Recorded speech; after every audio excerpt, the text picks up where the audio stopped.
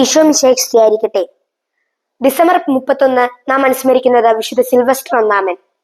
റോമിൽ ജനിച്ച ഇദ്ദേഹം പാപ്പയായി 314 ജനുവരി 31 തിരഞ്ഞെടുക്കപ്പെട്ടു. കിരീടം ധരിക്കുന്ന ആദ്യത്തെ മാർപ്പാപ്പയാണ് വിശുദ്ധ സിൽവസ്റ്റർ ഒന്നാമൻ.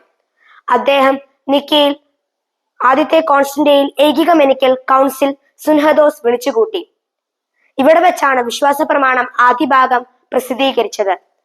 കർത്താവിന്റെ ഉയർപ്പിന്റെ ഓർമ്മയ്ക്കായി ഞായറാഴ്ച അവധി ദിവസമായി ആചരിക്കുന്നതിന് വ്യവസ്ഥ ചെയ്തു. ക്രിസ്തു മതത്തിൽ ഐക്യവും പുതുജീവനും പകർന്നത് ഇദ്ദേഹമാണ്.